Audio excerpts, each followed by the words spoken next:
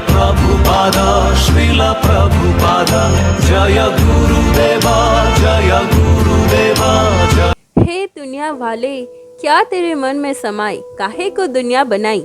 बनाई तो बनाई, पर बड़े तरबूज को कमजोर लता पर और छोटे अंजीर को बड़े पेड़ पर क्यों लगाए। हरे कृष्णा।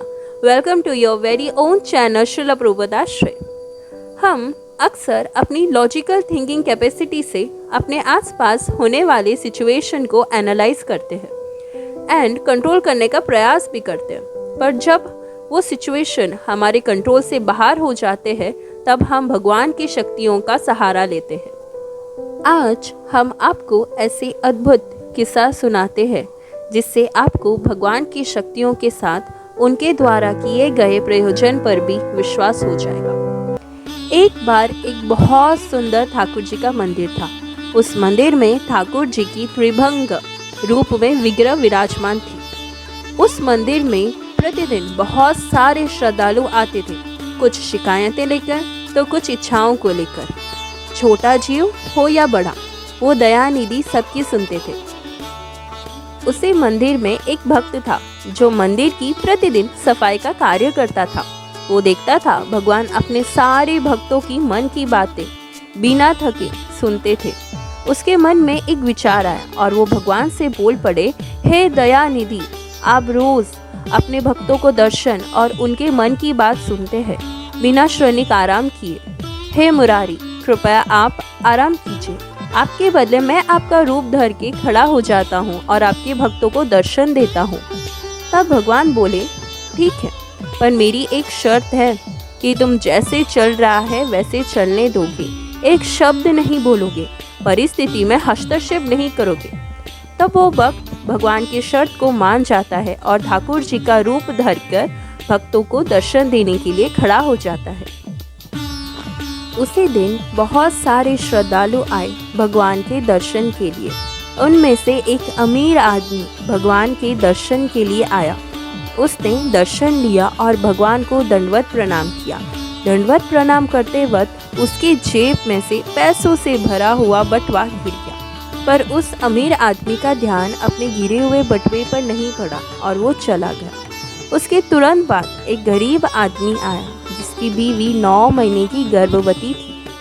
अपनी बीवी की प्रस्तुति और अपने होने वाले बच्चे की देखभाल कैसे करे, ये चिंता लेके वो भगवान से अपने परिवार के लिए प्रार्थना करते हुए और भगवान को दंडवत प्रणाम करता है। उसे तुरंत उस अमीर आदमी का पैसों से भरा हुआ बटुआ मिल जाता है और वो भगवान का आशीर्वाद समझकर उसे रख ले। फिर मंदिर में एक समुद्री व्यापारी आता है, पर तभी ही मंदिर में पुलिस वालों के साथ उस अमीर आदमी का आगमन हो जाता है और वो अमीर आदमी पुलिस से कहता है, धर लो इस समुद्री व्यापारी को, इसी ने ही मेरा बटुआ चुराया है।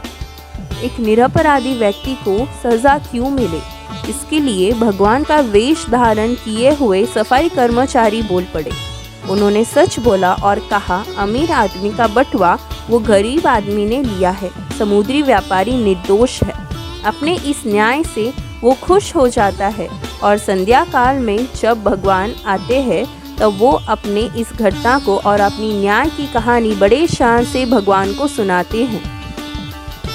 तब भगवान ने उसे फटकारते हुए कहा, मूर्ख, ये तुमने क्या किया, मेरी शर्त भूल गए, कहा था ना मैंने परिस्थिति में हस्तक्षेप मत करना।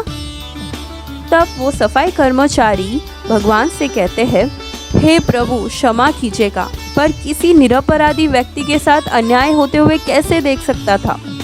तब भगवान उसे समझाते हुए कहते हैं, अमीर आदमी गलत तरीके से पैसे कमाता था। अगर वो पैसा गरीब आदमी अपने परिवार का भरण पोषण के लिए इस्तेमाल करता तो उसकी गलत कमाई हुई धन का शुद्धिकरण होता और एक सही इस्तेमाल होता। और जहाँ बात उस समुद्री व्यापारी की, आज समुद्र में बहुत तेज तूफान आने वाला था। अगर पुलिस वाले उसे एक दिन के लिए गिरफ्तार करते तो उसकी मौत उस तूफान से नहीं होती। अंततः उसके पास वो बटुआ मिलता ही नहीं और वो वैसे ही रिहा हो जाता। तो इस किस्से से ये पुष्टि होती है कि हमें भगवान की शक्ति पर भरोसा होता है। पर उनकी बुद्धि पर नहीं। हम अपनी परिस्थिति को अपने मन मुताबिक होने के लिए भगवान की शक्तियों का आश्रय लेते हैं।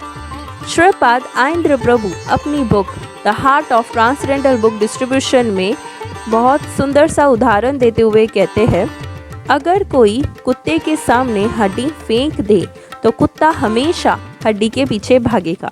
यदि कोई हड्डी शेर के सामने फेंक दे तो शेर हड्डी के साथ हड्डी फेंकने वाले को भी देखता है।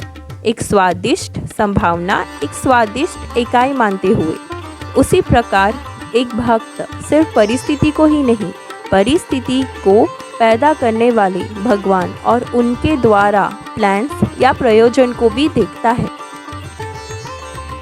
इस बात की पुष्टि भगवान श्री कृष्ण स्वयं भगवद गीता के 13वें अध्याय के 23वें श्लोक में कहते हैं, उपद्रष्टानुमंत च भर्ता भोक्ता महेश्वरः परमात्मेति चापि युक्तो देहेस्मिन् पुरुषा परः।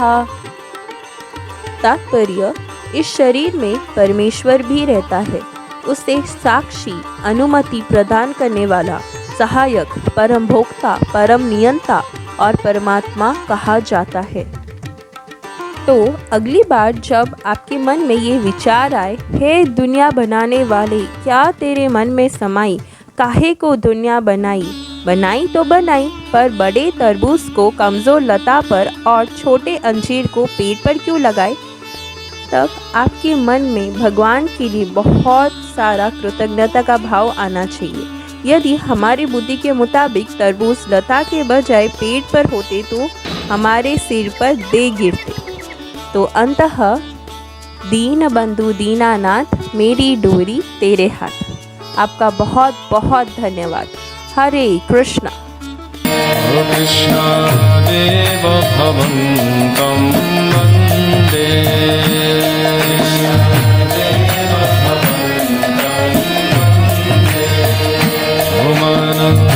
मानस मधुकर मर्पाय निज पद पंकज मातरंदे।